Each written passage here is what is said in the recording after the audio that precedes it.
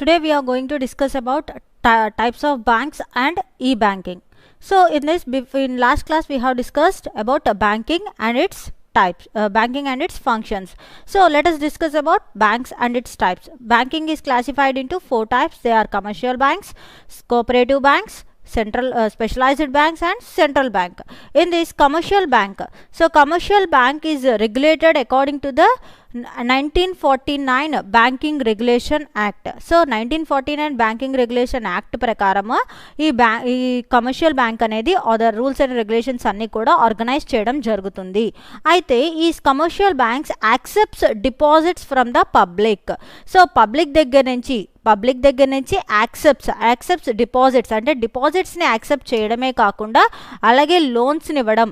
So loans ఇవ్వడం అంటే loans అంటే ఎలాంటి లోన్స్ అంటే mortgage loans, car loans, so what ever they need. So అన్ని లోన్స్ అంటే డిపాజిట్స్ని యాక్సెప్ట్ చేయడము అలాగే లోన్స్ని ఇవ్వడం. సో డిపాజిట్స్ అండ్ లోన్స్ అంటే they mainly focus on accepting deposits and giving loans. అంటే ఈ బ్యాంక్స్ అన్నీ కూడా డిఫరెంట్ కేటగిరీ ఆఫ్ పర్సన్స్, అంటే అవి ఇండివిజువల్సా, ఆర్గనైజేషన్సా, లేకపోతే ఇంకా ఏమన్నా అంటే అన్నిటినీ కూడా, అంటే ఆర్గనైజేషన్స్ అవ్వచ్చు, కంపెనీస్ అవ్వచ్చు, లేకపోతే ఇంకా ఎవరైనా కూడా వాళ్ళ దగ్గర నుంచి డిపాజిట్స్ని యాక్సెప్ట్ చేస్తుంది, అలాగే వాళ్ళకి కావాల్సిన లోన్స్ని కూడా ప్రొవైడ్ చేస్తుంది ఈ commercial bank.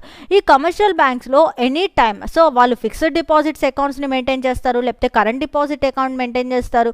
So what ever అంటే వాళ్ళకి కావాల్సిన అకౌంట్స్ అన్నీ కూడా ఈ కమర్షియల్ బ్యాంక్స్లో మెయింటైన్ చేయడం జరుగుతుంది. అలాగే వాళ్ళకి కావాల్సిన loans, car loans, mortgage loans, ఇలాంటి లోన్స్ అన్నీ కూడా ఈ commercial bank 1949 banking regulation act ప్రకారమే ఈ కమర్షియల్ బ్యాంక్స్ అనేవి రన్ చేయడం జరుగుతుంది. అండ్ ఓవరాల్ అంటే all over the country they run. So ఈ కమర్షియల్ బ్యాంక్స్ అనేవి ఎక్కడైనా కూడా ఎలిజిబిలిటీలో రన్ అవుతూ ఉంటాయి. So next one is cooperative banks. So ఈ కోఆపరేటివ్ బ్యాంక్స్ అనగానే మనం ఏ బ్యాంకింగ్ సెక్టార్ అయితే బ్యాంక్స్ అనేవి కంపల్సరీ అంటే కోఆపరేటివ్ ఆర్గనైజేషన్ ప్రకారంగా, కోఆపరేటివ్ సొసైటీ ఉంది కదా, దాని ప్రకారంగా ఈ కోఆపరేటివ్ బ్యాంక్ అనేది ఆర్గనైజ్ చేయడం జరుగుతుంది. ఈ కోఆపరేటివ్ బ్యాంక్ కంపల్సరీ ఎలా ఫ్రేమ్ అవుతుంది, ఎలా రూల్స్ ఉంటాయి అంటే మొత్తం కోఆపరేటివ్ సొసైటీస్లో ఏ రూల్స్ అయితే ఉంటాయో దీంట్లో కూడా అవే రూల్స్ అండ్ రెగ్యులేషన్స్, అవే పద్ధతులు అనేవి మెయింటైన్ జరుగుతుంది. కాకపోతే దీంట్లో చీపర్ రేట్ ఆఫ్ ఇంట్రెస్ట్, అలాగే ఫార్మర్స్ని కూడా కాపాడడానికి, అంటే ఫార్మర్స్ని వాళ్ళ దగ్గర అంటే బయట అప్పులు ఇచ్చే వాళ్ళ దగ్గర నుంచి కాపాడడానికి వీళ్ళు కోఆపరేటివ్ బ్యాంక్స్ అనేవాళ్ళు వాళ్ళందరి దగ్గర నుంచి వీళ్ళని జాగ్రత్తగా హ్యాపీగా ఉండడానికి ఈ కోఆపరేటివ్ బ్యాంక్స్ అనేవాళ్ళు లోన్స్ ఇవ్వడం జరుగుతుంది. సో ఈ కోఆపరేటివ్ బ్యాంక్స్ మేజర్గా ఫోకస్ చేసేది చీపర్ ఇంట్రెస్ట్, అంటే తక్కువ ఇంట్రెస్ట్తో, అంటే కోఆపరేటివ్ బ్యాంక్స్ అన్నీ కూడా తక్కువ ఇంట్రెస్ట్ రేట్తో లోన్స్ అనేవి ఇస్తూ ఉంటుంది. అయితే ఎవరికి ఇస్తుంది అంటే అగ్రికల్చరల్ సెక్టార్లో ఉన్న, రూరల్ ఏరియాస్లో ఉన్న పీపుల్కి ఇవ్వడం. అండ్ అలాగే ఎవరైతే వేరే ప్లేసెస్లో అంటే అగ్రికల్చరే కాదు అలాగే రూరల్ ఏరియాస్లో ఉన్న హ్యాండ్లూమ్స్ చేసేవాళ్ళు, అంటే చేతి వృత్తుల మీద డిపెండ్ అయ్యి వర్క్స్ చేసుకునే వాళ్ళందరికీ కూడా ఈ కోఆపరేటివ్ బ్యాంక్స్ అనేవి లోన్స్ అనేవి ఇవ్వడం జరుగుతుంది. అయితే ఈ కోఆపరేటివ్ బ్యాంక్స్ అన్ని మెయింటైన్ చేసేది చీపర్ ఇంట్రెస్ట్, అంటే తక్కువ వడ్డీని మెయింటైన్ చేస్తూ వీళ్ళు లోన్స్ ఇవ్వడం జరుగుతుంది. అయితే ఇక్కడ అందరూ కూడా ఇంట్రెస్ట్ అనేది కూడా తక్కువ రేట్లో ఇస్తూ ఉంటారు. అండ్ అలాగే రిటర్న్ బ్యాక్ కూడా కొంచెం తక్కువగానే ఉంటుంది. And next one is specialised banks. ఈ స్పెషలైజ్డ్ బ్యాంక్స్ అనేవి ఏంటి? స్పెషలైజ్డ్ బ్యాంక్స్ అనేవి ఖచ్చితంగా కొన్ని ఇండస్ట్రీస్కి వీళ్ళు ఆర్గనైజ్ చేస్తారు. వీళ్ళు ఇండస్ట్రీస్కి అలాగే ఎవరైతే ఎక్స్పోర్ట్ ఇంపోర్ట్ పాలసీస్, అలాగే ఎవరైతే బ్యాంకింగ్ సెక్టార్స్లో అంటే ఎవరైతే వేరే స్మాల్ ఇండస్ట్రీస్ అంటే డెవలప్మెంట్ కాన్సెప్ట్లో అంటే డెవలపింగ్ స్టేజ్లో ఉన్నారో వాళ్ళందరికీ కూడా ఈ స్పెషలైజ్డ్ బ్యాంక్స్ అనేవి లోన్స్ ఇవ్వడం జరుగుతుంది. అంటే ఎగ్జిమ్ అంటే మనం చెప్పచ్చు ఇంపోర్ట్స్ ఎక్స్పోర్ట్స్ చేసేటప్పుడు ఈ ఎగ్జిమ్ బ్యాంక్స్ అనేవి సపోర్టివ్గా ఉంటాయి. అలాగే సిడ్బీ స్మాల్ ఇండస్ట్రీస్ ఏవైతే ఉంటాయో వాళ్ళకి డెవలప్మెంట్ యాక్టివిటీస్ ఉంటాయి. అండ్ అలాగే ఐడిబిఐ ఇండస్ట్రియల్ డెవలప్మెంట్ బ్యాంక్, ఇవి కూడా అంతే. ఎవరైతే డెవలప్మెంట్ స్టేజ్లో ఉంటాయో ఏ ఇండస్ట్రీస్ అయితే సిడ్బీ వచ్చేసరికి స్మాల్ ఇండస్ట్రీస్కి అంటే స్మాల్ ఎంటర్ప్రీనర్స్ కానీ ఎవరైతే స్మాల్ స్కేల్ సెక్టార్స్ ఏవైతే ఉంటాయో వాళ్ళకి సిడ్బీ లోన్స్ ఇస్తుంది. ఐడిబిఐ వచ్చి ఇండస్ట్రియల్గా బాగా డెవలప్ అయిన లార్జ్ స్కేల్ సెక్టార్స్ ఇండస్ట్రీస్ ఏవైతే ఉంటాయో వాటికి లోన్స్ ఇస్తూ ఉంటుంది. ఇది మ్యాక్సిమం స్పెషలైజ్డ్ బ్యాంక్స్ అన్నీ కూడా పెద్ద పెద్ద సెక్టార్స్, అంటే మ్యాక్సిమం వాళ్ళంతా కూడా డెవలప్మెంట్ ఆఫ్ ద కంట్రీ డెవలప్మెంట్కి మేజర్ ఫోకస్, అంటే ఈ బ్యాంక్స్ అన్నీ కూడా కంట్రీ డెవలప్మెంట్, ఏరియా డెవలప్మెంట్ కోసమే పనిచేస్తూ ఉంటాయి. సో ఈ స్పెషలైజ్డ్ బ్యాంక్స్లో అన్నీ కూడా డెవలప్మెంట్ అంటే మ్యాక్సిమం డెవలప్మెంట్స్ని చూస్తూ ఉంటుంది. And next one is central bank. So ఈ స్పెషలైజ్డ్ బ్యాంక్స్ని కానీ లేకపోతే కోఆపరేటివ్ బ్యాంక్స్ని కానీ కమర్షియల్ బ్యాంక్స్ని కానీ ఆల్ బ్యాంక్స్, ఏ బ్యాంక్ అయినా కానీ అది ప్రైవేట్ సెక్టరా లేకపోతే గవర్నమెంట్ సెక్టరా అనేది తేడా లేదు. సో ఏ బ్యాంక్నైనా కానీ రెగ్యులేట్ చేసేది, ఏ బ్యాంక్ అయినా మనీని రెగ్యులేట్ చేసేది, మానిటరీ పాలసీని ఇచ్చేది ఎవరు అంటే సెంట్రల్ బ్యాంక్. అన్ని బ్యాంక్స్ కూడా ఈ సెంట్రల్ బ్యాంక్ ఆధీనంలో మాత్రమే రన్ అవ్వాలి తప్ప ఇంకా ఏ బ్యాంక్స్ కూడా వేరే వాటితో రన్ అవ్వడానికి వీలు లేదు. So automatically they will run with central bank rules and regulations. So central bank అంటే ఆర్బీఐ, ఈ ఆర్బీఐ ద్వారానే ఇవన్నీ కూడా రన్ అవ్వడం జరుగుతుంది. ఆర్బీఐ ఏదైతే రూల్స్ అండ్ రెగ్యులేషన్స్ పెడుతుందో, ఆర్బీఐ ఏదైతే మానిటరీ టర్మ్స్ పెడుతుందో, ఆర్బీఐ ఏవైతే రూల్స్ అండ్ రెగ్యులేషన్స్ ప్రతి బ్యాంక్కి ఇస్తుందో, ఏ పాలసీస్ అయితే ప్రతి బ్యాంక్కి ఇస్తుందో, ఇంట్రెస్ట్ రేట్స్ ఎవ్రీథింగ్. సో బ్యాంక్లో ఇంట్రెస్ట్ రేట్లు అలాగే ఇంట్రెస్ట్ టర్మ్ రేట్స్ పెరిగిపోవడం తగ్గిపోవడం అదంతా కూడా ఫోకస్ అంతా కూడా ఎవరు రెగ్యులేట్ చేస్తారు, ఎవరు డిపెండెంట్ ఉంటుంది అంటే సెంట్రల్ బ్యాంక్. అంటే సెంట్రల్ బ్యాంక్ వీటన్నిటి మీద ఫోకస్ చేసి ఆర్బీఐ ప్రతి కంట్రీకి ఆర్బీఐ మాత్రం కంపల్సరీ ఉంటుంది. సో ఈ రిజర్వ్ బ్యాంక్ అనేది ఈ సెంట్రల్ బ్యాంకే ఆథరైజ్ చేస్తుంది. ప్రతి బ్యాంక్ని కూడా ఆథరైజ్డ్గా వాళ్ళు చేయాల్సిన పనుల్ని కానీ ఏవైనా కూడా ఈ సెంట్రల్ బ్యాంకే ఓవరాల్గా రెగ్యులేట్ చేయడం జరుగుతుంది. So central bank, without central bank మిగతా ఏ బ్యాంక్ కూడా రన్ చేయడం జరగదు. సో ఆల్ ఓవర్ అంటే ఏ బ్యాంక్ అయినా కానీ రన్ అవ్వాలి అంటే with the rules and regulations of central bank ఇచ్చిన రూల్స్ని రెగ్యులేషన్స్ని అలాగే మనీ కూడా ఎవరిస్తారు అంటే ఈ సెంట్రల్ బ్యాంకే.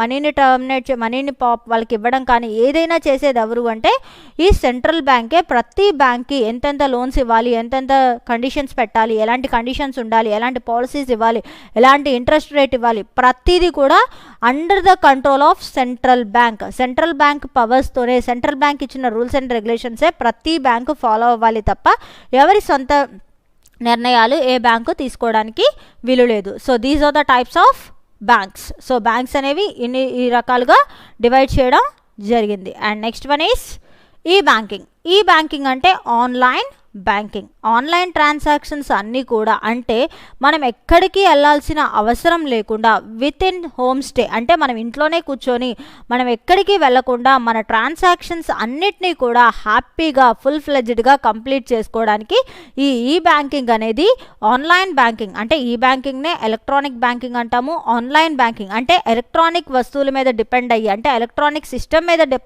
డిపెండ్ అయ్యి నడుస్తుంది కాబట్టి దాన్ని ఈ బ్యాంకింగ్ అని అనడం జరిగింది. ఈ బ్యాంకింగ్లో ఖచ్చితంగా అంటే మనం ఎక్కడైనా మనకి మనీ కావాలి అంటే బ్యాంక్ వెళ్ళాల్సిన అవసరం లేదు. సో ఇదివరకు అంటే వెళ్ళేసి విత్డ్రాల్ ఫామ్ రాసుకొని లైన్లో నుంచొని మనీ తీసుకోవాలి. లేదు డిపాజిట్ చేయాలి అంటే మళ్ళీ డిపాజిట్ ఫామ్ రాయాలి, డిపాజిట్ చేయాలి అండ్ దానికి బ్యాంక్ ఛార్జెస్ ఉంటాయి. బట్ దీనివల్ల అంటే ఈ ఎలక్ట్రానిక్ బ్యాంకింగ్ వల్ల మనం ఎక్కడున్నామో అక్కడే ఆన్లైన్ ట్రాన్స్ఫర్స్ అనేవి మనం ఎప్పుడు కావాలంటే అప్పుడు వాటిని పంపించేయడానికి ఈజీగా, అంటే మనం మనీ పంపించడం కానీ మనీ విత్డ్రాల్ కానీ 24 hours అంటే ఒక డేలో 24 hours. అదే బ్యాంక్లో చూసుకుంటే బ్యాంక్ 9 to 4 ఆర్ఎల్స్ 10 to 4 బ్యాంక్ వర్కింగ్ అనేది ఉంటుంది. 10 to 4 బ్యాంక్ వర్కింగ్. సో ఆ తర్వాత మనం వెళ్ళి బ్యాంక్ ట్రాన్సాక్షన్ చేయాలి అన్నా బ్యాంక్లో మనీ తీయాలి అన్నా కుదరదు. సో అదే ఆన్లైన్ బ్యాంకింగ్ అయితే ఆటోమేటికల్లీ మనం ఎప్పుడు కావాలంటే అప్పుడు మనీ విత్డ్రా చేయొచ్చు త్రూ ఏటీఎంస్ లేకపోతే ఇంకేదైనా ఫెసిలిటీస్ని యూటిలైజ్ చేసి we can withdraw money or else we can deposit the money or else we can send the money.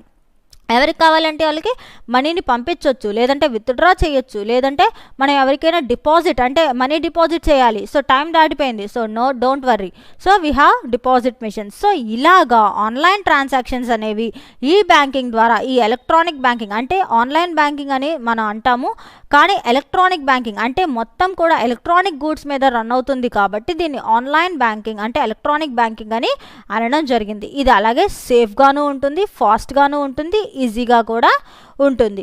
So ఇలాగా సేఫెస్ట్ మోడ్, ఈజియెస్ట్ మోడ్లో మనం ఎవ్రీ డే అంటే even Sundays are also the working days for e banking. E బ్యాంకింగ్లో మనం ఎప్పుడు కావాలంటే అప్పుడు మనం బ్యాంకింగ్ అనేది ట్రాన్సాక్షన్స్ అనేవి చేయొచ్చు. Even we want transactions history అంటే ట్రాన్సాక్షన్ స్టేట్మెంట్ కావాలి, అది కూడా వీ కెన్ ఫౌండ్. అంటే మన బ్యాంక్ అకౌంట్కి సంబంధించిన డీటెయిల్డ్ స్టేట్మెంట్ కావాలి అన్న, మన బ్యాంక్ అకౌంట్ గురించి కొన్ని ప్రాసెసెస్ కావాలి అన్న అంతా కూడా ఈ బ్యాంకింగ్లో మనం చేయొచ్చు. అండ్ ఈ బ్యాంకింగ్ వచ్చేసరికి అడ్వాంటేజెస్, డిసడ్వాంటేజెస్. సో ఈ బ్యాంకింగ్లో మెయిన్ అడ్వాంటేజెస్ చూద్దాం. సో అడ్వాంటేజెస్ వచ్చేసరికి ఖచ్చితంగా ఈ బ్యాంకింగ్ వల్ల మనకి కాస్ట్ రెడ్యూస్ అంటే కాస్ట్ తగ్గడం.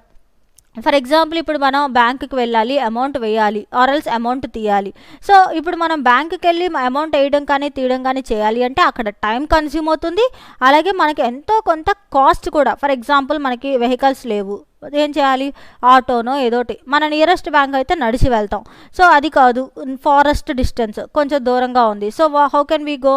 సో ఆటోనో లేకపోతే రిక్షానో ఏదో తీసుకొని వెళ్ళాలి. సో దానివల్ల మనకి కొంత కాస్ట్ అనేది ఇంకర్ అవుతుంది, అలాగే కొంత టైం కూడా ఇంకర్ అవుతుంది. కానీ ఇప్పుడైతే ఆన్లైన్ బ్యాంకింగ్ వచ్చిందో దానివల్ల మనం ఎక్కడికి వెళ్ళాల్సిన అవసరం లేదు, మనకి ఎలాంటి కాస్ట్ ఇంకరింగ్ కూడా ఉండదు. సో కాస్ట్ అనేది కూడా తగ్గిపోతూ ఉంటుంది. అండ్ అలాగే మనకి తక్కువ టైంలో తక్కువ కాస్ట్, అంటే మనం ఇంట్లోనే కూర్చుంటాం కాబట్టి దానికి పెద్ద కాస్ట్ ఇంకా రాదు. అండ్ అలాగే ఒకవేళ మనం ఎవరికైనా డిపాజిట్ మనకి ఎవరికైనా మనీ పంపించాలి. సో ఎవరికైనా మనీ పంపించాలి అంటే అదే బ్యాంక్ వెళ్తే మనం బ్యాంక్ ఛార్జెస్ని కూడా పే చేయాల్సి ఉంటుంది. కొన్నిసార్లు bank charges we have to pay. So money డిపాజిట్స్కి కానీ డ్రాఫ్ట్లకు కానీ సో కొన్నిటికి మనం కొంత అమౌంట్ అంటే బ్యాంక్ ఛార్జెస్ ఉంటాయి సో ఎక్స్టెన్షన్గా. సో అయితే మరి ఆన్లైన్లో ఉండవా అంటే ఉంటాయి, కానీ బట్ చాలా తక్కువగా, అంటే చాలా లిమిటేషన్గా. కొన్ని బ్యాంకింగ్ అయితే ఫ్రీగా ఇచ్చేస్తారు, కాస్ట్ ఎలాంటి ట్రాన్సాక్షన్కి కాస్టింగ్ ఉండదు. సో కానీ కొన్నిటికి కొంత రెడ్యూస్ అంటే తక్కువ కాస్ట్ ఉంటుంది, but compared to bank charges ఇది కొంచెం తక్కువగానే ఉంటుంది. కాబట్టి కాస్ట్ అనేది మనకి తగ్గడానికి ఇది బాగా ఆన్లైన్ బ్యాంకింగ్ అనేది హెల్ప్ఫుల్గా ఉంటుంది. అలాగే ప్రాంప్ట్ ఇన్ సర్వీసెస్. సో మనకి ఎప్పుడు ఏ వర్క్ జరగాలి అన్నా విత్ ఇన్ టైం, అంటే సర్వీస్ అనేది విత్ ఇన్ టైంలోపు ఎప్పుడు కావాలి అంటే అప్పుడు మనం ఏ సర్వీస్ కావాలి అంటే ఆ సర్వీసెస్ని బ్యాంకింగ్ సెక్టార్లో తీసుకోవచ్చు. నో వరీ అబౌట్ టైం, అంటే టైం గురించి భయపడాల్సిన అవసరం లేదు. అండ్ మనకి ఈ టైంలోనే ఆ వర్క్ జరుగుతుందనే భయపడాల్సిన అవసరం లేదు. అండ్ ఏ టైంలో మనం ఏ ఇన్ఫర్మేషన్ అంటే ఒక మొబైల్ ద్వారా ఒక కాల్ కానీ లేకపోతే ఒక ఈమెయిల్ కానీ లేకపోతే ఒక మెసేజ్ కానీ లేదు అంటే ఏదైనా ఇన్ఫర్మేషన్ కోసం వాళ్ళు ఇచ్చే ఆన్లైన్లో మనం చూస్తే చాలా ఇన్ఫర్మేషన్స్ ఉంటాయి. సో మనకి ఏది కావాలి అన్నా విత్ ఇన్ ప్రాంప్ట్ టైం, అంటే ఒక మినిట్స్లో లేకపోతే ఒక విత్ ఇన్ టైం అంటే చెప్పాలి అంటే విత్ ఇన్ అవర్స్లోనే వర్క్ అంతా కూడా కంప్లీట్ చేసే సర్వీసెస్ అనేవి వీళ్ళు ఆన్లైన్ బ్యాంకింగ్లో వర్క్ చేస్తుంది. అలాగే ఎనీవేర్ ఎనీ టైమ్ బ్యాంకింగ్, ఎక్కడైనా ఎప్పుడైనా మనం బ్యాంకింగ్ అనేది చేయొచ్చు. మన చేతిలో మొబైల్ ఉంటే చాలు, లేకపోతే మన చేతిలో ల్యాప్టాప్ కంప్యూటర్ ఉంటే చాలు, మనం బ్యాంకింగ్ అనేది ఈజీగా. ఇప్పుడైతే ప్రతి ఒక్కళ్ళు మొబైల్ ఫోన్స్లోనే ఆన్లైన్ బ్యాంకింగ్ ట్రాన్సాక్షన్స్ అన్నీ చేసేస్తున్నారు. సో నోవేర్ అంటే మనం ఎక్కడికో వెళ్ళి ఎక్కడో టైం వేస్ట్ చేసి ఎక్కడికైనా చేయాల్సిన అవసరం లేదు. మనం ఎక్కడుంటే అక్కడే బ్యాంకింగ్ ఆపరేషన్స్ అన్నీ కూడా ఆటోమేటిక్గా రన్ చేసే ఛాన్స్ అనేవి మనకి ఉంటుంది. అలాగే క్యాష్లెస్ బ్యాంకింగ్, ఇప్పుడు ఎక్కడికైనా వెళ్తున్నాం క్యాష్ క్యారీ ఆన్ చేయాల్సిన అవసరం లేదు. జస్ట్ మన బ్యాంక్ అకౌంట్ టైఅప్ అయి ఉంటే మనం ఎక్కడికి వెళ్ళినా కానీ పేమెంట్స్ ఈజీగా, అంటే బ్యాంకింగ్లో కూడా అంటే కొన్నిసార్లు మనీ తీసి వేయడం ఇలాంటి ట్రాన్సాక్షన్స్ అన్నీ కూడా లేకుండా క్యాష్లెస్ బ్యాంకింగ్ అంటే ఈజీగా ట్రాన్సాక్షన్స్ అన్నీ కూడా వెళ్ళడానికి ఈ బ్యాంకింగ్ అనేది క్యాష్లెస్ అంటే డబ్బులు లేకుండా బ్యాంకింగ్ ట్రాన్సాక్షన్స్ అన్నీ కూడా జరగడానికి ఇది ఉపయోగకరంగా ఉంటుంది. అండ్ గ్లోబల్ కవరేజ్, ఓవరాల్ మనం ఎక్కడికి కావాలంటే అక్కడికి, వరల్డ్ మొత్తంలో ఎక్కడ కావాలంటే అక్కడికి కొన్ని నేషనలైజ్డ్ బ్యాంక్స్ అనేవి, అంటే ఎక్కడైనా మనకి ట్రాన్సాక్షన్స్ అనేవి ఓవరాల్ వరల్డ్ వైడ్గా మనం ఎక్కడ కావాలంటే అక్కడ ట్రాన్సాక్షన్స్ అనేవి జరగడానికి మనకి ఈ గ్లోబల్ కవరేజ్ అంటే గ్లోబల్ అంటే మనం అక్కడే ఇక్కడ ఉన్నాము అక్కడ లేము సో మనీ రాదేమో ఇలాంటి టెన్షన్ పడాల్సిన అవసరం ఉండదు. సో గ్లోబల్గా వరల్డ్ వైడ్గా కూడా మన ట్రాన్సాక్షన్స్ అన్నీ మనం చేసుకోవడానికి వీలుగా ఈ ఆన్లైన్ బ్యాంకింగ్ అనేది, ఆన్లైన్ బ్యాంకింగ్ ఒక్క మన చేతిలో మొబైల్ ఉంటే చాలు, మనం ఆన్లైన్లో ఏ ట్రాన్సాక్షన్ అయినా వరల్డ్ వైడ్గా కూడా చేసే ఛాన్స్ అనేది ఈ గ్లోబల్ నెట్వర్కింగ్ ద్వారా జరుగుతుంది. అండ్ అలాగే సెంట్రల్ డేటాబేస్. సో మనకి ఏ ఇన్ఫర్మేషన్ కావాలి అన్నా ఎక్కడి నుంచి అంటే మనకి సెంట్రల్ బ్యాంక్ సెంట్రల్ డేటాబేస్ అంటే మన బ్యాంక్ ఏదైతే ఉంటుందో దాని మెయిన్ బ్రాంచెస్ సెంట్రల్ డేటాబేస్ని మెయింటైన్ చేస్తుంది. మనకి కావాల్సిన ఇన్ఫర్మేషన్ మొత్తం కూడా వాళ్ళు ఎప్పుడు కావాలి అంటే అప్పుడు మనకి, అంటే ఇక్కడ మనం చెప్పాలి అంటే కొంచెం సెక్యూరిటీ మెయింటెనెన్స్ అనేది మన చేతుల్లో ఉంటుంది. మన సెంట్రల్ డేటాబేస్ అంతా కూడా వాళ్ళు మెయింటైన్ చేస్తూ ఉంటారు, but with the permission of బ్యాంక్తో మనం పర్మిషన్ తీసుకున్న తర్వాతే ఈ సెంట్రల్ డేటాబేస్ అంటే మన డేటాని మనకి ఇవ్వడానికి కూడా మనం బ్యాంక్ దగ్గర నుంచి కొంచెం పర్మిషన్ అనేది కంపల్సరీ. అంటే బ్యాంక్ వాళ్ళు ఆపరేట్ చేసిన సిస్టమ్స్ని మెయింటైన్ చేసే మనం రన్ చేస్తూ ఉంటాము. సో అలాగే మనకు కావాల్సిన సెంట్రల్ డేటాబేస్ ఇన్ఫర్మేషన్ని కూడా ఈ బ్యాంకర్స్ అనే వాళ్ళు ఈ బ్యాంకింగ్ ద్వారా మనకి అవైలబిలిటీ చేస్తారు. మనకి ఎలాంటి లిమిట్స్ ఉన్నాయి, సో మనకి ఏ లోన్స్ ఎంతవరకు క్లియరెన్స్ ఉన్నాయి, లేదా మన అకౌంట్లో ఎంత అమౌంట్ ఉంది, ఎంత ఇంట్రెస్ట్ పడుతుంది, అంత ఇన్ఫర్మేషన్ కూడా క్లియర్ కట్గా వీళ్ళు ఇస్తూ ఉంటారు. And disadvantages. సో కొన్ని రూరల్ ఏరియాస్లో ఇంటర్నెట్ ఉంటుందా? సో అడ్వాంటేజెస్ ఎప్పుడైతే ఉన్నాయో ఖచ్చితంగా డిసడ్వాంటేజెస్ అనేది ప్రతి సెక్టార్లోనూ ఉంటుంది. మెయిన్లీ బ్యాంకింగ్ సెక్టార్లో అవి చాలా ఎక్కువగా చూడొచ్చు. అదేంటి అంటే first internet. So online banking అని మనం చెప్పంగానే దానికి కావాల్సింది మెయిన్ ఇంటర్నెట్, డేటా అనేది ఉండాలి. సో ఇంటర్నెట్ అనేది లేని పక్షంలో మనం ఎటువంటి ట్రాన్సాక్షన్ని చెయ్యలేము. సో మన అకౌంట్లో డబ్బులు ఉండొచ్చు, ఏదైనా ఉండొచ్చు, but we do not have internet facility లేకపోతే అది కుదరదు. సో మెయిన్గా రూరల్ ఏరియాస్ కానీ లేకపోతే ఎక్కడైనా సెల్ టవర్స్ లేని పరిస్థితుల్లో మనకి ఇంటర్నెట్ అవైలబిలిటీ అనేది ఉండదు. సో అలాంటప్పుడు ఈ బ్యాంకింగ్కి అది డిసడ్వాంటేజ్ కిందే చెప్పచ్చు. ఈ బ్యాంకింగ్ అనేది అలాంటి ఏరియాస్లో మనం చేయలేము. రూరల్ ఏరియాస్ కానీ రిమోట్ ఏరియాస్ కానీ అలాంటి ఏరియాస్లో మనం ఇంటర్నెట్ లేకుండా ఈ బ్యాంకింగ్ అనేది చేయలేము. అండ్ అలాగే కొత్త టెక్నాలజీస్ మారుతున్నాయి, అలాగే కొత్త సిస్టమ్స్ మారుతున్నాయి. ఇలాంటివన్నీ చేంజ్ అవుతున్నప్పుడు ట్రైనింగ్ డిఫికల్టీ ఎవరికి? అక్కడ ఉండే బ్యాంకింగ్ స్టాఫ్ ఎవరైతే ఉన్నారో వాళ్ళకి వచ్చే ట్రైనింగ్ డిఫికల్టీస్ అనేవి చాలా హెవీగా ఉంటాయి. సో ఈ బ్యాంకింగ్ స్టాఫ్కి ఎప్పుడు కొత్త మోడల్స్ వచ్చినాయి, కొత్త సిస్టమ్స్ వచ్చినాయి, సో కొత్త టెక్నాలజీ వచ్చింది. సో టెక్నాలజీకి తగ్గట్టు వాళ్ళు కూడా అడాప్ట్ అయ్యి వాళ్ళు కూడా అన్నీ నేర్చుకోవాల్సి ఉంటుంది. అవన్నీ వాళ్ళు నేర్చుకోవడము, వాళ్ళు వర్కౌట్ చేయడము, ఇదంతా కూడా చాలా టైం టేకింగ్ ప్రాసెస్ కింద వాళ్ళకి చాలా, అంటే ప్రతి ఒక్క స్టాఫ్ ఏదైనా కొత్త టెక్నాలజీ వచ్చింది, సో దానికి స్టాఫ్ మొత్తాన్ని నేర్పించేయాలి. సో స్టాఫ్ మొత్తాన్ని ఎడ్యుకేట్ చేయాలి. సో అది నేర్చుకొని వాళ్ళు రన్ చేస్తూ ఉండాలి. సో అలాగే ఏదైనా ట్రైనింగ్ ఏ ప్రోగ్రామ్ ఏది వచ్చినా కానీ, అంటే ఆన్లైన్ సిస్టంలో రన్ చేస్తున్నాం కాబట్టి ఈవెన్ ఇప్పుడు మనం చూస్తే మన బ్యాంకింగ్ సిస్టమ్స్ అంతా కూడా ఆన్లైన్లోనే రన్ అవుతున్నాయి. సో ప్రతి ఒక్క బ్యాంక్ పర్సన్ ఖచ్చితంగా వాళ్ళకి తెలియాల్సింది ట్రైనింగ్. అంటే ప్రతి ఒక్కరు కూడా ఆన్లైన్లోనే ట్రాన్సాక్షన్స్ జరుగుతూ ఉంటాయి. సో ప్రతి ఒక్కరికి కంప్యూటర్ ఎలా ఆపరేట్ చేయాలి, కంప్యూటర్లో ట్రాన్సాక్షన్స్ ఎలా చేయాలి, సో దానికి తగ్గట్టు బ్యాంకింగ్లో ఎలాగా విత్డ్రాల్ ఎలా నోట్ చేయాలి, డిపాజిట్లు ఎలా నోట్ చేయాలి, సో ఇదంతా కూడా ఏదైనా కొత్త సిస్టమ్ వస్తే వాళ్ళకి ఎలా అడాప్ట్ చేయాలి, ఇదంతా కూడా ప్రతి ఒక్కరికి, అంటే అక్కడున్న ప్రతి ఒక్క స్టాఫ్ మెంబర్కి నేర్పించాలి. సో అలా నేర్పించడానికి ట్రైనింగ్ ఫెసిలిటీస్ అనేవి చాలా ఇంకర్ అవుతాయి. సో అది కూడా కొన్నిసార్లు డిఫికల్టీగానే మారిపోతుంది. సో అందరికీ అంత ట్రైనింగ్ అంత పర్ఫెక్ట్గా అన్నీ వచ్చేస్తాయా అంటే వి కాంట్ సే, మనం చెప్పలేం. కాబట్టి అది కూడా పెద్ద ప్రాబ్లం కిందే ఉంటుంది. అలాగే సెక్యూరిటీ ప్రాబ్లమ్స్, ఈ సెక్యూరిటీ ప్రాబ్లం అనేది చాలా హెవీగా ఉంటుంది. సో సెక్యూరిటీ ప్రాబ్లం అనేది ఎక్కువ శాతం ఎక్కడ అంటే సెక్యూరిటీ ప్రాబ్లమ్ని మేజర్గా ఎవరు ఫోకస్ చేస్తారు అంటే సెక్యూరిటీ ప్రాబ్లమ్స్ అంటే మనం ఇక్కడ చూసుకుంటే ఎవరైతే కస్టమర్స్ ఉంటారో వాళ్ళు బ్యాంక్ నుంచి అప్రోచ్ అవుతారు అండ్ అలాగే మొబైల్ ఫోన్స్లో యూటిలైజ్ చేస్తూ ఉంటారు, లేకపోతే ల్యాప్టాప్. సో ఇలాంటి అయితే ఏ ప్రాబ్లం ఉండదు. ఫర్ కేస్ ఒకవేళ వాళ్ళు కనుక ఎవరికైనా ఇన్ఫర్మేషన్ ఇచ్చారు, సో ఆ ఇన్ఫర్మేషన్ ఆర్ఎల్స్ వాళ్ళ పాస్వర్డ్ కానీ ఏదైనా ప్రాంప్ట్గా వెళ్ళిపోయింది. సో అలాంటి సిచ్యువేషన్ అరైజ్ అయినప్పుడు ఆటోమేటిక్గా కొంత ప్రాబ్లం అనేది దే విల్ అరైజ్, అంటే ఎంతో కొంత ప్రాబ్లం అనేది రావడం అనేది జరుగుతుంది. అంటే ఆ ప్రాబ్లం అనేది వచ్చినప్పుడు ఆ సెక్యూరిటీ ప్రాబ్లం వీళ్ళకి అరైజ్ అయినప్పుడు వాళ్ళు ఎంతో కొంత ప్రాబ్లమ్ని ఫేస్ చేయడము అండ్ అలాగే వాళ్ళ ఆ ప్రాబ్లంలో ఏదైనా అంటే సెక్యూరిటీ ప్రాబ్లం అంటే ఫోన్ పోవడం కానీ, లేకపోతే ఈమెయిల్ పాస్వర్డ్ ఎవరికైనా తెలిసిపోవడం కానీ, ఇలాంటి ప్రాబ్లమ్స్ అనేవి చాలా ఎక్కువగా మనం ఆన్లైన్ బ్యాంకింగ్లో చూడొచ్చు. హ్యాకింగ్కి గురైపోవడం, మొబైల్ హ్యాకింగ్కి గురైపోవడం, అకౌంట్ హ్యాకింగ్కి గురైపోవడం. ఇప్పుడు మనం బాగా రెగ్యులర్గా వింటున్నాం కదా, మొబైల్లో నుంచి అకౌంట్లో నుంచి జస్ట్ ఒక ఫోన్ కాల్, లేకపోతే మీ ట్రాన్సాక్షన్ బయటకు వెళ్ళిపోయింది అది ఇది అని చెప్పేసి చాలా ప్రాబ్లమ్స్ అనేవి ఫేస్ చేస్తూ ఉన్నారు. సో అలాంటి వాటి వల్ల అంటే సెక్యూరిటీ అనేది ఇక్కడ బ్యాంకర్స్ కూడా అంతే, సెక్యూరిటీ వాళ్ళు చెప్పగలరు కానీ అది మనం ఎవరికి బయటకి పెట్టకూడదు. అంటే మనం ఎవరికి కూడా ఇన్ఫర్మేషన్ని బయటకి ఇచ్చాము అంటే ఆటోమేటిక్గా ఇట్ విల్ రికార్డ్, అంటే ప్రాబ్లం అనేది మనకి మనంగా తెచ్చుకుంటున్నాం. సో ఆ సెక్యూరిటీ ప్రాబ్లమ్ని మనం చాలా జాగ్రత్తగా చూసుకోవాలి. అండ్ అలాగే కొన్నిసార్లు హ్యాక్కి గురవుతుంది వితౌట్ నోయింగ్, అంటే మనకి తెలియకుండానే మనం మన ఇన్ఫర్మేషన్ని వాళ్ళకి ఇచ్చేయడానికి మనం ఏదో వాళ్ళు ఏదో మెసేజ్ పంపించడమో లేకపోతే ఏదో చేస్తాం, దాన్ని యాక్సెప్ట్ చేయకూడదు. బట్ వీఆర్ యాక్సెప్ట్ చేయగానే మన అకౌంట్ డీటెయిల్స్, మన పర్సనల్ డీటెయిల్స్ మొత్తం వాళ్ళ దగ్గరికి వెళ్ళిపోతాయి. సో ఇలా సెక్యూరిటీ ప్రాబ్లమ్స్ అనేవి బాగా ఇప్పుడు ఫేస్ చేస్తున్నాం ఆన్లైన్ బ్యాంకింగ్లో. ఈ సెక్యూరిటీ ప్రాబ్లమ్స్ అనేవి ఎక్కువ శాతం ఇప్పుడు బాగా హెవీగా జరుగుతుంది. అండ్ అలాగే పేపర్లెస్ ట్రాన్సాక్షన్ బై కస్టమర్. ఈ పేపర్లెస్ ట్రాన్సాక్షన్ అంటే వీళ్ళ దగ్గర అకౌంట్ డీటెయిల్స్ అంటే చెప్పాలి అంటే పేపర్లెస్ అనగానే మనకి ఎలాంటి డాక్యుమెంట్ ప్రూఫ్ అనేది ఉండదు.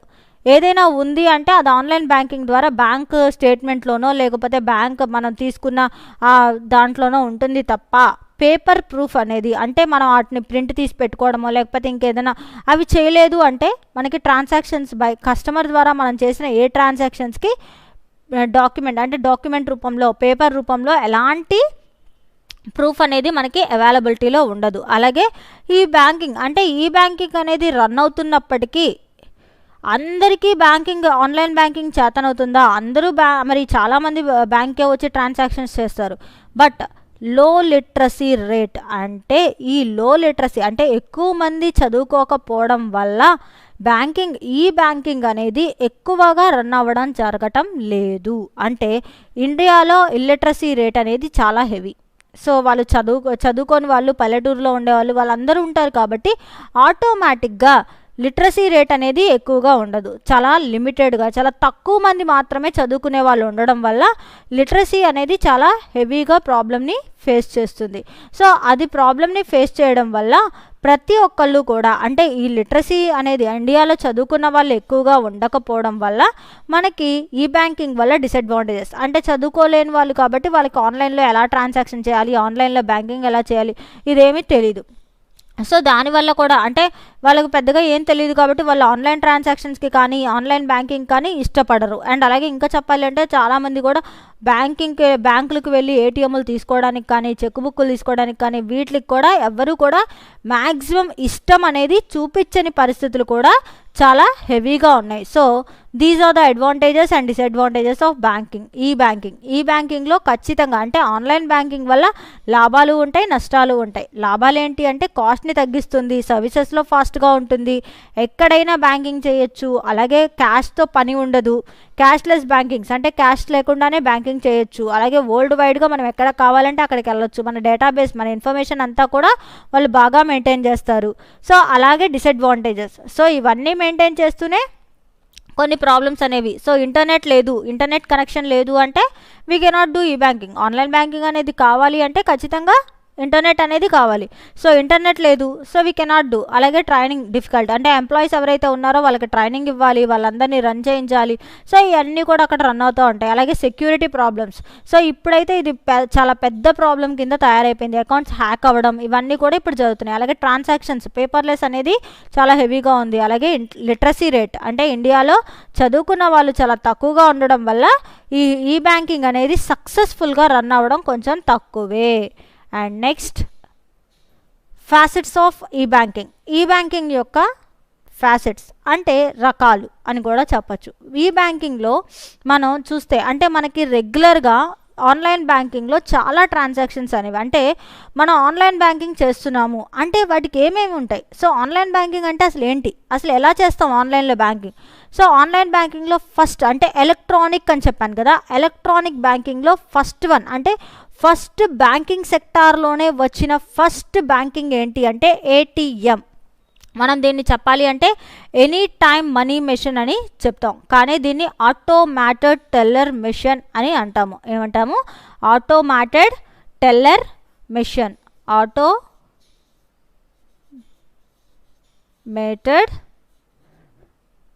Teller machine. So automated teller machine అని అంటాము. సో ఈ ఆటోమేటెడ్ టెల్లర్ మెషిన్ని మనం ఇండైరెక్ట్ అంటే మన జనరల్ వాడుక భాషలో ఏటీఎం, ఎనీ టైం మనీ, ఎక్కడ కావాలి అంటే అక్కడ మనీ తీసుకోవడానికి మనకి ఎక్కడ చూసినా ప్రతి ఏరియాలోనూ ఏటీఎమ్స్ ఉంటాయి. సో ఏటీఎం అంటే ఎక్కడ కావాలంటే అక్కడ మనీని విత్డ్రా చేసుకోవచ్చు, అలాగే డిపాజిట్ చేయొచ్చు. So whatever. ఇప్పుడైతే first banking, online banking start అయింది అంటే అది ఏటీఎంతోనే స్టార్ట్ అయింది. సో అయితే ఈ ఏటీఎం అనేది మనకి ఎప్పుడు కావాలంటే అప్పుడు మనీని ఇవ్వడము, అండ్ అలాగే మనం ఎప్పుడు కావాలి అంటే అప్పుడు మనీని డిపాజిట్. ఇప్పుడు కొత్తగా వచ్చింది ఏంటి అంటే మనీ డిపాజిట్ కూడా ఏటీఎం ద్వారానే జరుగుతుంది.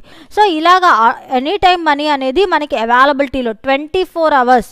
సో మన ఏ డే అనేది వర్తించదు, ఏ టైం అనేది వర్తించదు, ఎక్కడైనా ఎప్పుడైనా మనం మనీ విత్డ్రా చేసుకోవడానికి best eligibility, best first factor ఏంటి అంటే ఏటీఎం ద్వారానే మనం ఎక్కడ కావాలి అంటే అక్కడ మనీని విత్డ్రా చేసుకుంటాం. ఎక్కడ కావాలి అంటే ఇప్పుడు మనకి మనీ కావాలి, చేతిలోకి మనీ కావాలి అంటే we will go to the ATM and take the amount. So ఇలాగా ఈ ఆటోమేటెడ్ టెల్లర్ మెషిన్ అనేది ఫస్ట్ బ్యాంకింగ్ అంటే బ్యాంకింగ్ ఫెసిలిటీలో ద ఫస్ట్ బెనిఫిటెడ్ మెషిన్. అంటే ఆన్లైన్ బ్యాంకింగ్ స్టార్ట్ అయింది అంటే ఫస్ట్ థింగ్ ఏంటి అంటే ఏటీఎమ్స్ ద్వారానే స్టార్ట్ అయింది. అండ్ అలాగే టెలీ బ్యాంకింగ్.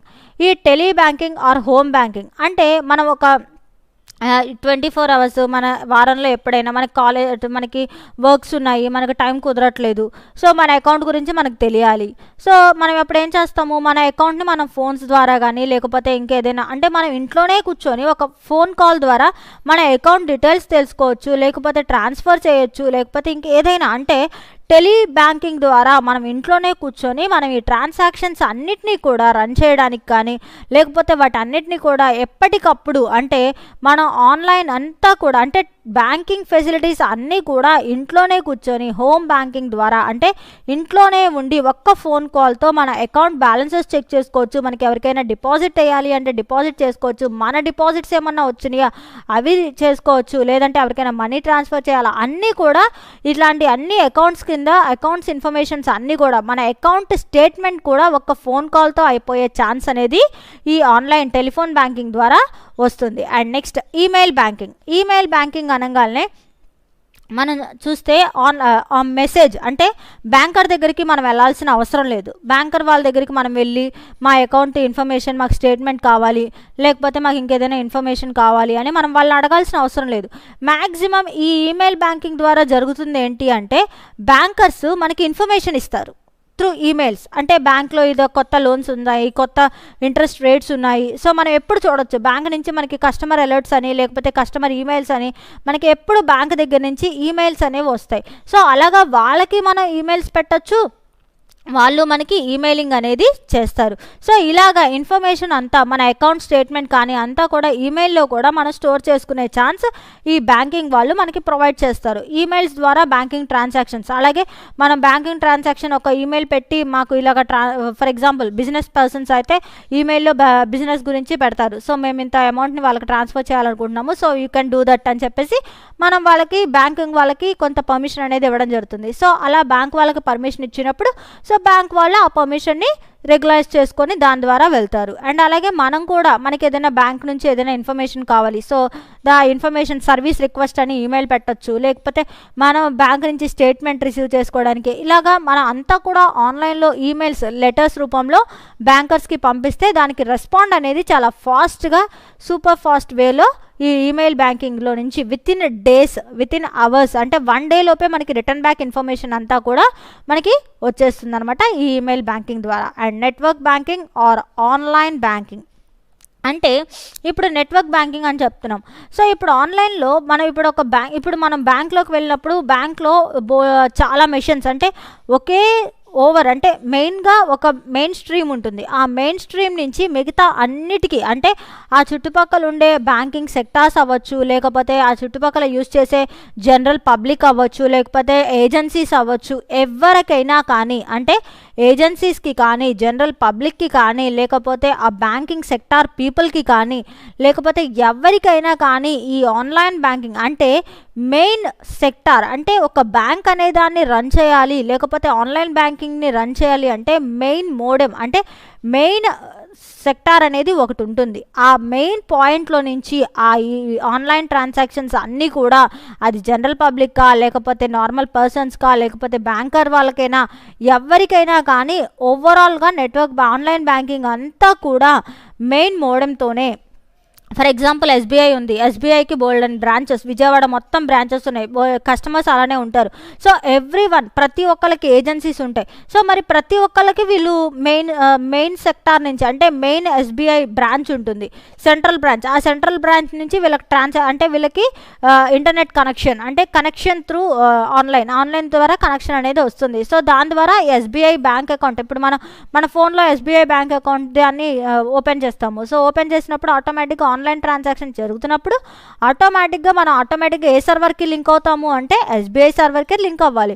సో అలాగా మెయిన్ సర్వర్ అనేది ఒకటి ఫోకస్ అయ్యి మిగతా అన్ని ఏజెన్సీస్కి కానీ, బ్యాంకింగ్ సెక్టార్స్కి కానీ అందరికీ కూడా వీళ్ళు ఆపరేట్ చేస్తూ ఈ ఆన్లైన్ బ్యాంకింగ్ అంతా కూడా ఆపరేట్ చేస్తూ ముందుకు తీసుకెళ్తూ ఉంటుందన్నమాట. సో అలాగా ఆన్లైన్ బ్యాంకింగ్ అంతా కూడా మెయిన్ సర్వర్ మీద డిపెండ్ అయ్యి ఆ సర్వర్ అలాగే ఈ మెయిన్ సర్వర్ ఒక్క బ్యాంక్లో అంటే మెయిన్ సర్వర్ నుంచి మళ్ళీ ప్రతి బ్యాంకింగ్ సెక్టార్కి ఒక్కొక్క సర్వర్స్ ఉంటాయి. ఆ సర్వర్స్కి ఫోకస్ అయ్యి ఆ కస్టమర్స్కి కానీ, బ్యాంకింగ్ యూనిట్స్కి కానీ రన్ అవుతూ ఉంటుందన్నమాట. సో అలాగా నెట్వర్క్ బ్యాంకింగ్ అనేది రన్ అవుతుంది. అండ్ అలాగే మొబైల్ బ్యాంకింగ్, ఈ మొబైల్ బ్యాంకింగ్ అనేది మనం చూస్తే ఖచ్చితంగా ఆన్లైన్ మనం మొబైల్లో బ్యాంకింగ్ చేయడం. సో ఇప్పుడున్న లేటెస్ట్ టెక్నాలజీ ప్రకారం మనం ప్రతిదీ కూడా మొబైల్లోనే చేసేస్తున్నాం. సో మనం ఎక్కడికి వెళ్ళాల్సిన అవసరం లేదు. సో మొబైల్ బ్యాంకింగ్ మొత్తం అంటే మన చేతిలోనే బ్యాంకింగ్ సర్వీసెస్ అన్నీ కూడా ఈవెన్ విత్డ్రాల్స్, లేకపోతే మనీ పంపించడం, లేకపోతే డిపాజిట్లు చేయడం, లేకపోతే ఎవరికైనా వేసేయడం, ఏది చేయాలి అన్నా మొత్తం కూడా through online banking through mobile ద్వారానే మొత్తం ఆన్లైన్ బ్యాంకింగ్ ట్రాన్సాక్షన్స్ అన్నీ కూడా ఈవెన్ కస్టమర్ కేర్ కూడా మొబైల్ బ్యాంకింగ్ ద్వారా జరిగిపోతూ ఉంటుంది. దీంట్లో ఫస్ట్ ఎస్ఎంఎస్ బ్యాంకింగ్ ఫస్ట్ ఏంటి అంటే మనకు ఒక కస్టమర్గా మనకి మెసేజ్ కావాలి, లేకపోతే మనకి ఏదైనా ఇన్ఫర్మేషన్ కావాలి, లేకపోతే మనకి ఏదైనా పెద్ద డీటెయిల్డ్ కావాలి అంతా కూడా ఎస్ఎంఎస్ల రూపంలో కస్టమర్ అలర్ట్స్ వస్తాయి.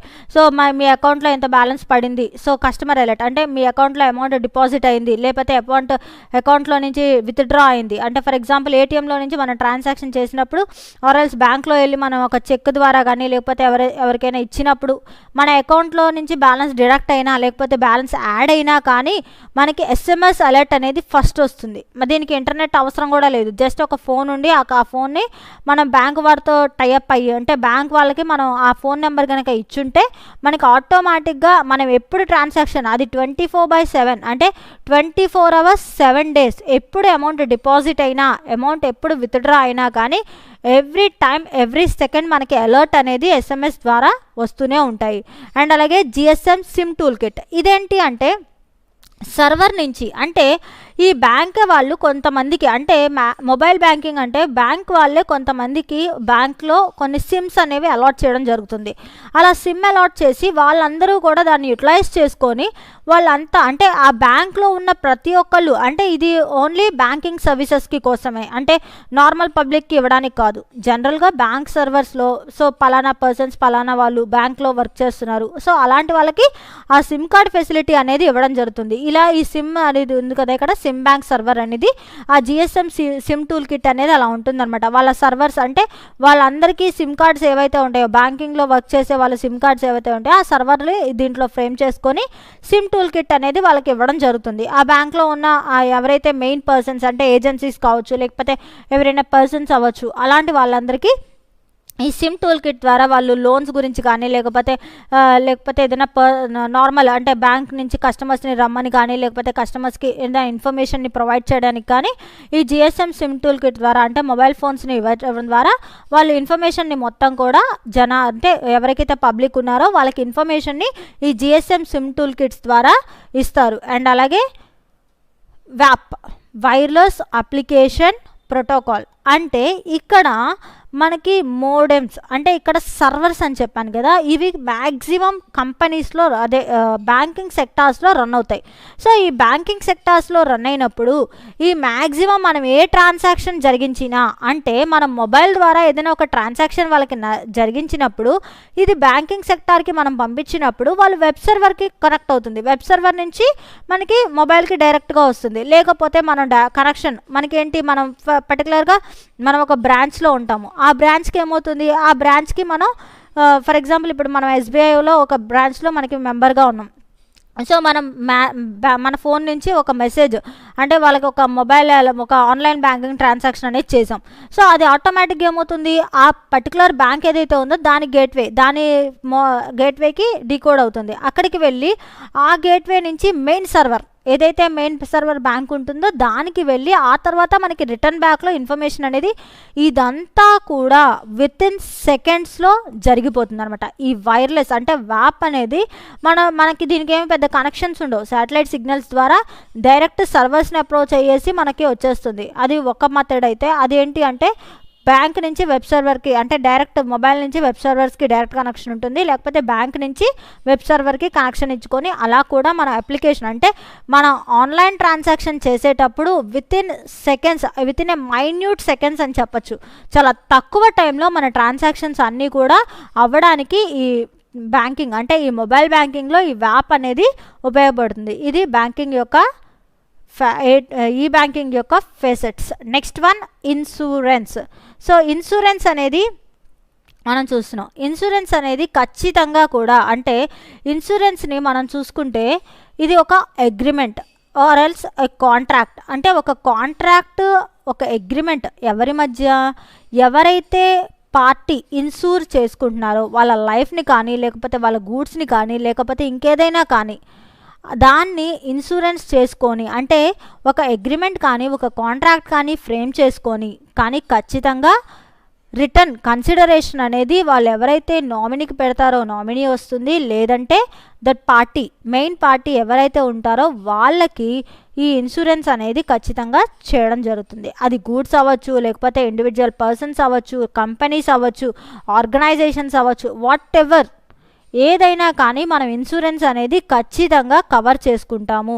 ఈ ఇన్సూరెన్స్ని, ఒక అగ్రిమెంట్ని మనం ఫ్రేమ్ చేసుకున్నప్పుడు ఈ ఇన్సూరెన్స్ అసలు ఎందుకు చేస్తాము, ఇన్సూరెన్స్ అనేది అవసరమా అంటే ఎస్ ఇట్ ఈజ్. అంటే మనం ఏదైనా లాస్లో కానీ, లేకపోతే ఏదైనా డ్యామేజ్ కానీ, ఏదైనా ప్రాబ్లం కానీ వచ్చింది అంటే, మనకి ఏదైనా ఇంజూరీ, అంటే మనకు అవ్వచ్చు, లేకపోతే కంపెనీకి అవ్వచ్చు, లేకపోతే ఇంకా దేనికైనా కానీ ఏదైనా ప్రాబ్లం అయింది. సో అలాంటి ప్రాబ్లమ్స్ వచ్చినప్పుడు ఈ మనం ఏదైతే ఇన్సూరెన్స్, ఇప్పుడు ఒక కంపెనీ ఉంది, కంపెనీలో ఏదైనా లాస్ డ్యామేజ్ అయింది, ఫర్ ఎగ్జాంపుల్ ఫైర్ యాక్సిడెంటే జరిగింది.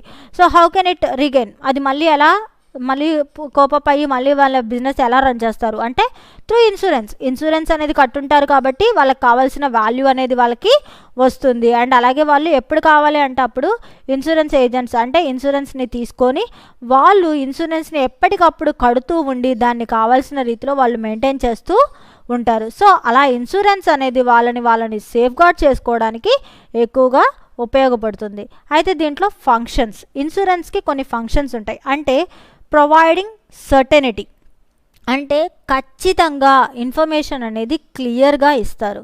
So clear terms and conditions, ఎలాంటి రాంగ్ ఇన్ఫర్మేషన్స్ కానీ రాంగ్ అనేది ఉండదు.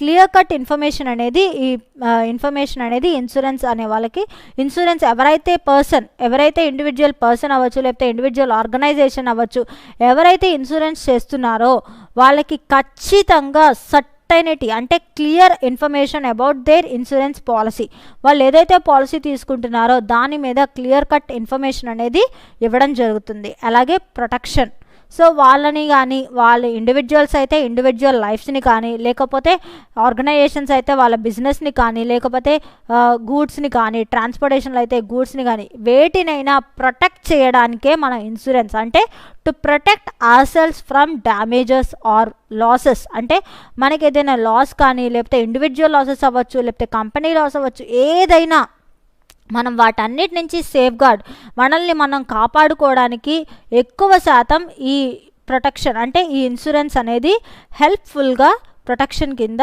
ఉంటుంది. అండ్ అలాగే రిస్క్ బేరింగ్, ఎలాంటి లాస్ వచ్చినా, ఎలాంటి ప్రాబ్లం వచ్చినా, ఎలాంటి రిస్క్ వచ్చినా కానీ, ఇది ఏ రిస్క్ అయినా, అది ఇండివిజువల్ లాసేజా, లేకపోతే కంపెనీ లాసేజా, లేకపోతే ట్రాన్స్పోర్టేషన్లో గూడ్స్ లాసేజా, వాట్ ఎవర్ ఏదైనా కానీ, ఎప్పుడు అంటే అసలు ఒక బిజినెస్ అని చెప్పినా, లేకపోతే ఎలాంటి పర్సన్ అయినా ఈవెన్ రిస్క్ అనేది భరించడం కొంచెం కష్టం. అలాంటి రిస్క్ వచ్చినప్పుడు మనల్ని ఎవరు కాపాడతారు, ఎలాంటి సిచ్యువేషన్స్, ఈవెన్ హెల్త్ ఇన్సూరెన్సెస్ కూడా ఉన్నాయి ఇప్పుడు.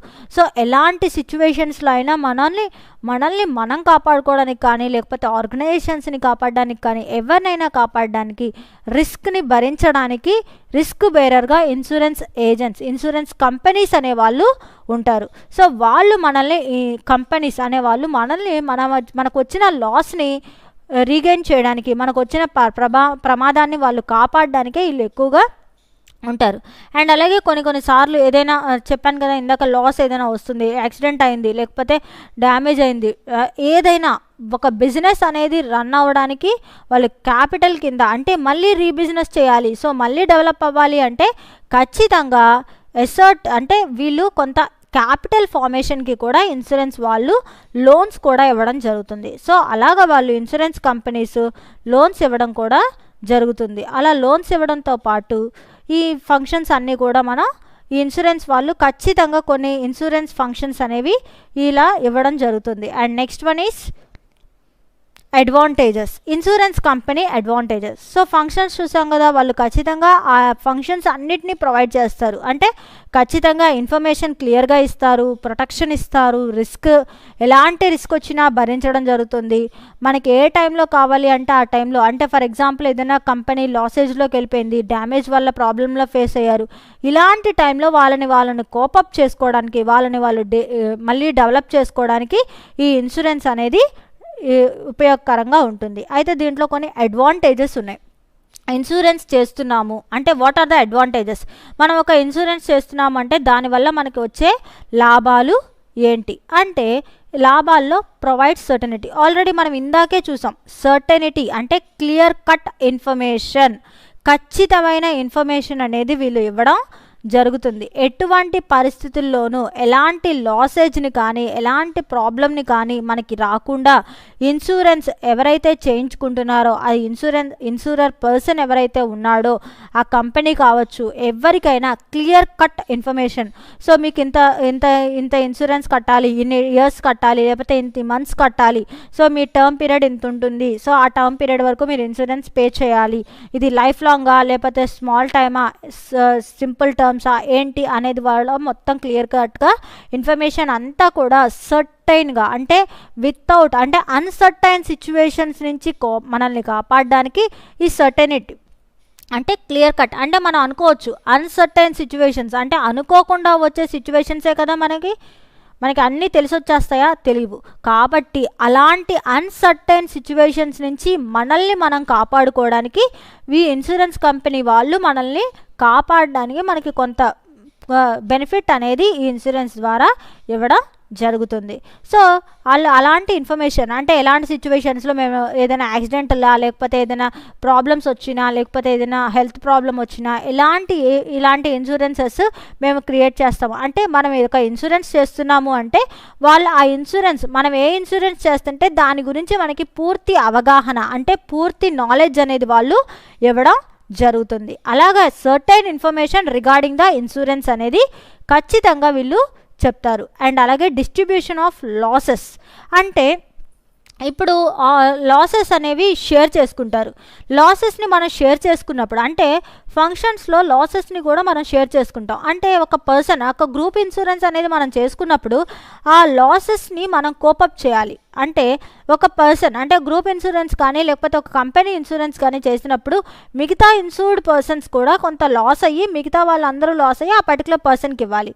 అయితే ఈ లాసెస్ని డిస్ట్రిబ్యూట్ చేయడానికి కూడా ఇన్సూరెన్స్ కంపెనీ అనేది చాలా ఫుల్ ఫ్లెడ్జ్డ్గా, అంటే ఈ లాసెస్ అంటే ఎవరైనా చనిపోయారు, ఆ చనిపోయిన వ్యక్తి ఆర్ఎల్స్ చనిపోయారు, లేకపోతే గ్రూప్ ఇన్సూరెన్స్ స్కీమ్లో వాళ్ళు ఉన్నారు, అలాంటి వాళ్ళకి క్లియర్ కట్ ఇన్ఫర్మేషన్. అంటే ఫర్ ఎగ్జాంపుల్ ఇక్కడ లాసెస్లో మనం చూడొచ్చు, ఎవరైనా ఒక పర్సన్ చనిపోయాడు, లేకపోతే అతనికి ఏదైనా ప్రాబ్లం వచ్చింది, ఒక కంపెనీ వాళ్ళు ఉన్నారు, ఫర్ ఎగ్జాంపుల్ ఒక లేబర్ని తీసుకుంటే ఆ కంపెనీలో ఉన్న లేబర్ అందరికీ ఏం చేస్తారు అంటే వాళ్ళు క్లియర్ కట్ డేటా ఏంటి అంటే వీళ్ళు ఇలాగా ఆర్గనైజేషన్లో వర్క్ చేస్తున్నారు కాబట్టి మీ అందరికీ కొంత ఇన్సూరెన్స్ అనేది మేము కడుతున్నాం.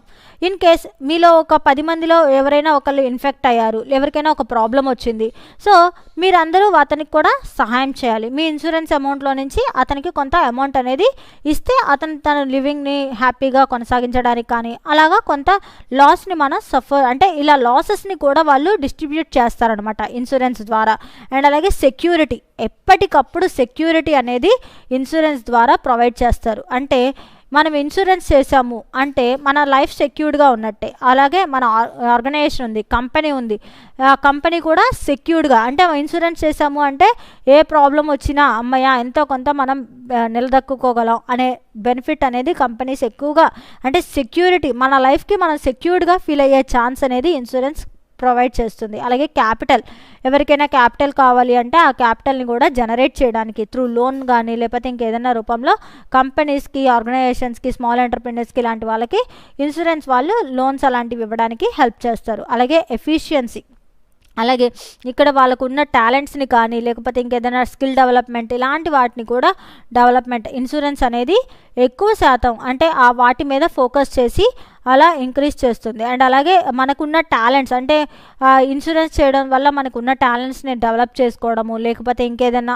కొత్త కొత్త టెక్నాలజీస్ యూటిలైజ్ చేయడం, అలాంటి వాటిల్లో కూడా మెషినరీస్ తెప్పించుకోవడం, ఇలాంటివన్నీ కూడా ఉంటుంది. అలాగే ఫారెన్ ఎక్స్చేంజ్, అంటే వేరే countries, for example export imports చేస్తున్నాము, అలా చేసినప్పుడు ఇన్సూరెన్స్ కంపల్సరీ చేస్తాం. అలాంటి టైంలో కూడా ఫారెన్ ఎక్స్చేంజ్లో కూడా ఇన్సూరెన్స్ అనేది మెయిన్ పాత్ర పోషిస్తుంది అనమాట. ఫారెన్ కంట్రీస్కి మనం గూడ్స్ పంపిస్తున్నా లేకపోతే ఫారెన్ కంట్రీస్ నుంచి గూడ్స్ తెచ్చుకుంటున్నా కానీ ఈ ఫారెన్ ఎక్స్చేంజ్ ప్రాసెస్లో కూడా ఇన్సూరెన్స్ అనేది మెయిన్ అడ్వాంటేజియస్ ఎలిమెంట్ కింద చెప్పచ్చు. అంటే వేరే కంట్రీస్లో మనం ఖచ్చితంగా గూడ్ని పంపిస్తున్నా కానీ గూడ్స్ని తీసుకొస్తున్నా కానీ ఖచ్చితంగా ఈ ఫారెన్ ఎక్స్చేంజ్ అనేది ఇన్వాల్వ్ అవ్వాలి. అండ్ అలాగే సోషల్ సెక్యూరిటీ, అంటే మనకి ఎలాంటి ప్రాబ్లం వచ్చినా, అంటే ఇండివిజువల్గా డ్యామేజ్ వచ్చినా, లాస్ వచ్చినా, ఏదైనా కానీ అది హెల్త్ పరంగా అవ్వచ్చు, లేకపోతే ప్రాబ్లం అయి ఉండొచ్చు, ఏదైనా ఇన్సూరెన్స్ అనేది చేయించాము అంటే ఈవెన్ మనకి ఏదైనా హెల్త్ ప్రాబ్లం వచ్చింది, దాని పరంగా మనం ట్రీట్మెంట్స్ తీసుకోవచ్చు. సో ఇన్సూరెన్స్ అనేది మనకి హెల్త్ ప్రాబ్లమ్స్ వచ్చినా లేకపోతే ఇంకేదైనా ప్రాబ్లం వచ్చినా లోన్స్ రూపంలో కానీ, అంటే సోషల్ సెక్యూరిటీ కింద కూడా. అంటే మనం చాలా వరకు ఇన్సూరెన్స్ అంటే చనిపోయిన వాళ్ళకి వచ్చిద్దనో లేకపోతే ఇంకేదేదో అనుకుంటాం, కానీ ఇది హెల్త్, అంటే మన సొంతగా మనం సోషల్ సెక్యూరిటీ, అంటే మనకి ఏదైనా ప్రాబ్లం అయినా లేకపోతే మనం ఏదైనా యాక్సిడెంట్లో గురైనా అలా అయినప్పుడు కూడా మనకి హెల్త్, అంటే ఏదైనా హెల్త్ మెయిన్ ఎమర్జెన్సీ పెద్ద పెద్ద ప్రాబ్లమ్స్ వచ్చినాయి, అలాంటప్పుడు కూడా మనం మనీ గురించి ఎత్తుక్కోవాల్సిన అవసరం లేకుండా ఈ సోషల్ సెక్యూరిటీ, అంటే ఇన్సూరెన్స్ అనేది మనకి సోషల్, అంటే మనకి బ్యాక్ బోన్ కాగా మనకి ఏదైనా ప్రాబ్లం వచ్చినప్పుడు వాళ్ళు హెల్ప్ఫుల్గా ఉంటారు. అలాగే ఏదైనా ప్రమోట్స్ థెఫ్ట్, అంటే ఏదైనా ప్రాబ్లమ్స్ వచ్చినా లేకపోతే ఏదైనా పెద్ద పెద్ద రిగార్డింగ్ ఏదైనా పెద్ద పెద్ద ప్రాబ్లమ్స్ అరైజ్ అవుతున్నాయి అని చెప్పిన, వేరే దేశాలతో మనకి ఏదైనా అంటే ఇంపోర్ట్ ఎక్స్పోర్ట్ చేసినప్పుడు ఏమైనా ప్రాబ్లమ్స్ వస్తాయి అన్నా కూడా ఈ ఇన్సూరెన్స్ అనేది, అంటే ఇన్సూరెన్స్ చేయడం వల్ల ఏంటి అంటే మనకి ఎలాంటి ప్రాబ్లం లేకుండా మనం సేఫ్గాన్గా, అంటే కంపెనీస్ మ్యాక్సిమం ఇక్కడ చెప్పాలి అంటే కంపెనీస్ అనేవి హ్యాపీగా ఉండడానికి ఈ థెఫ్ట్ నుంచి మనం కోలుకోవడానికి ఉపయోగకరంగా ఉంటుంది. So these are the advantages. And now disadvantages అంటే loss sharing. So sharing of loss, అంటే ఇప్పుడు ఒకళ్ళకి ఎవరికో ప్రాబ్లం అయింది, సో వాళ్ళని మనం ప్రాబ్లమ్ని ఫేస్ చేస్తున్నాము, సో వాళ్ళకి డిస్ట్రిబ్యూట్ చేసేస్తున్నాము, మన దగ్గర ఉన్న అమౌంట్ని వాళ్ళకి డిస్ట్రిబ్యూట్ చేసేసాము. సో మరి లాస్ అందరూ షేర్ చేసుకున్నారు కాబట్టి ప్రాబ్లం అనేది, అంటే ఇప్పుడు ఏంటి వాళ్ళ దగ్గర ఉన్న ఇన్సూరెన్స్ అమౌంట్ అనేది కొంత వాళ్ళకి ఇచ్చేయడం జరిగింది, సో వీళ్ళకి ఏదైనా ఇంపార్టెంట్ సిచ్యువేషన్ వచ్చినప్పుడు కొంచెం ప్రాబ్లం అనేది ఫేస్ చేస్తూ ఉంటారు. సో లాస్ని షేర్ చేసుకోవడం అనేది కొంత ప్రాబ్లం కిందే చెప్పచ్చు. అండ్ అలాగే రియల్ వాల్యూ ఆఫ్ మనీ, కొన్నిసార్లు మనం ఎంతైతే పెట్టామో అది రిటర్న్ బ్యాక్ రాకపోవచ్చు. అండ్ ఇక్కడ అలాగే ఇన్సూరెన్స్ పాలసీస్ అనేవి ఖచ్చితంగా చేసేటప్పుడు ఆ టర్మ్స్ అండ్ కండిషన్స్ని కూడా ఖచ్చితంగా ఫాలో అవ్వాలి. ఆ టర్మ్స్ అండ్ కండిషన్స్ని ఫాలో అవుతున్నప్పుడు ఎంతో కొంత, అంటే మనం పెట్టిన, అంటే ఫర్ ఎగ్జాంపుల్ మనం ఒక అమౌంట్ ఇన్సూర్ చేసాము, సో దాని ఇన్సూరెన్స్ అమౌంట్ క్లియర్ కట్గా ఫుల్ అమౌంట్ మనకు వస్తుందా అంటే చెప్పలేం. ఫుల్ ఫ్లెడ్జ్డ్ అమౌంట్ మనకి రిటర్న్ బ్యాక్ వచ్చిద్దా అంటే never, we can't say that. And confidence lakh అంటే కాన్ఫిడెన్స్ అనేది ఎక్కువ శాతం, అంటే మనం గూడ్స్ని ఇన్సూరెన్స్ చేసాము, ఆ ఇన్సూరెన్స్ అమౌంట్ మనకు వచ్చిద్దా ఏంటి, అసలు నిజంగా వీళ్ళు ఇన్సూరెన్స్ వాళ్ళు ఇస్తారా అనేది క్లియర్ కట్గా చెప్పలేము.